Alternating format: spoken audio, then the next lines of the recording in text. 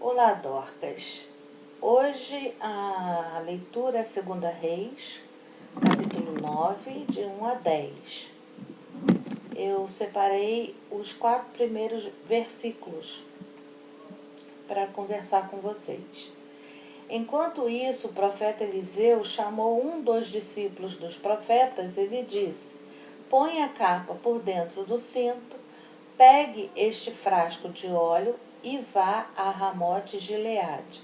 Quando lá chegar, procure Jeú, filho de Josafá e neto de Ninsi. Dirija-se a ele e leve-o para uma sala longe dos seus companheiros. Depois pegue o frasco, derrame o óleo sobre a cabeça dele e declare: assim diz o Senhor, eu o estou ungindo rei sobre Israel. Então abra a porta e fuja sem demora. Então o jovem profeta foi a Ramote Gileade. Eu vou fazer um comentário que não tem muito a ver com a lição em si, é algo que me passou pela mente enquanto eu lia. É que o profeta, quando ele chamava alguém, ou quando ele entregava uma profecia, ele entregava um recado de Deus, era muito claro e muito detalhado cada palavra. Ele deu uma ordem aqui e foi palavra por palavra. Né? A gente vê no restante do texto que ele chega lá e faz o que o profeta Eliseu falou. Ele pega a pessoa de lado e derrama o óleo e fala o que tinha que falar. Ele unge e fala o que tinha que falar, e assim que ele termina, ele fecha a porta e vai embora, como foi ordenado. Então, às vezes eu fico bem intrigada, como é que já há algum tempo algumas pessoas falam, eis que te digo, e é uma coisa assim que a gente não consegue entender direito o que significa, é um enigma. E quando a gente olha na Bíblia, não é isso que os profetas de verdade, que Deus tinha separado em cada época, eles falam as coisas muito claras.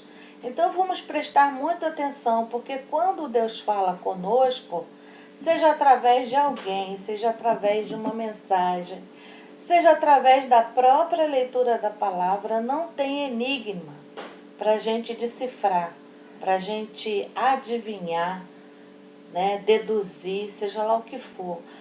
A mensagem do Senhor é clara.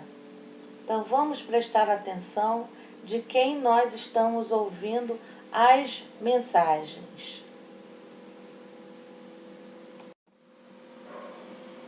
Continuando aqui, eu destaquei no primeiro ponto algumas frases.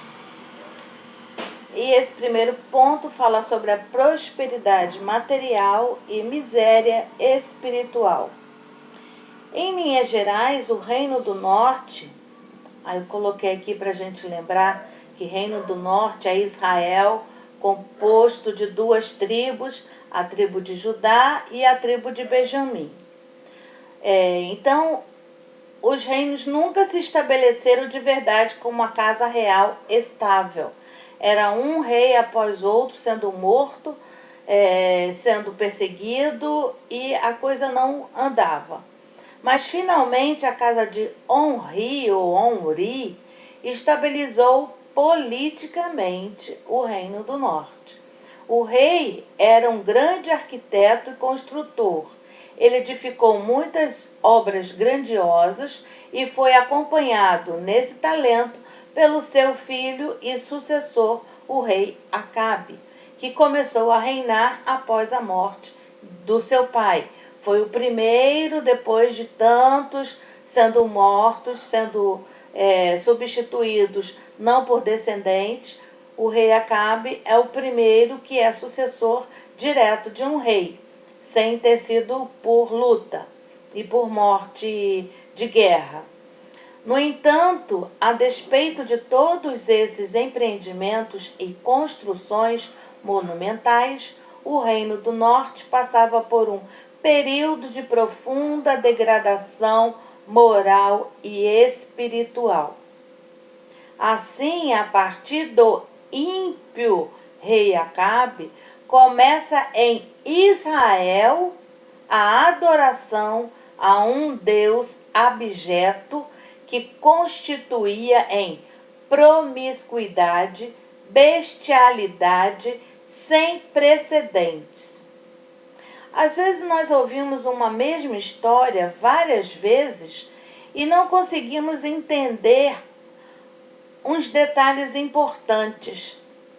E aqui não é um reino ímpio, não é uma nação que não conhecia Deus, que não pertencia ao Deus eterno. Aqui era o rei do próprio Israel. O povo separado para adorar a Deus estava sendo reinado por um ímpio rei e que começou uma coisa degradante no povo de Israel. Olha que coisa triste. Período de profunda degradação moral e espiritual.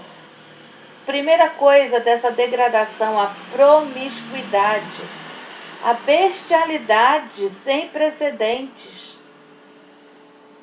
Podemos aprender aqui, portanto, que nem sempre o poder material corresponde à bênção do Senhor.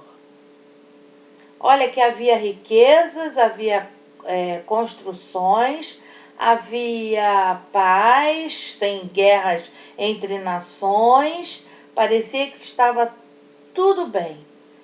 Mas a degradação da pessoa humana, o povo de Israel estava degradado, estava se curvando a bestialidades.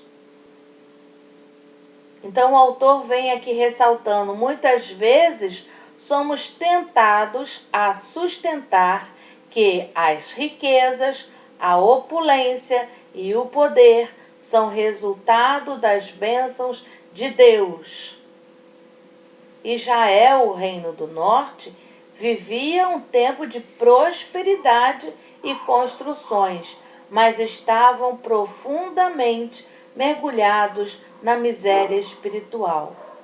Então não vamos nos vender a tentação de que Deus está pronto para nos abençoar somente na área financeira, na área material, principalmente se nós não temos um pacto, uma aliança de fidelidade.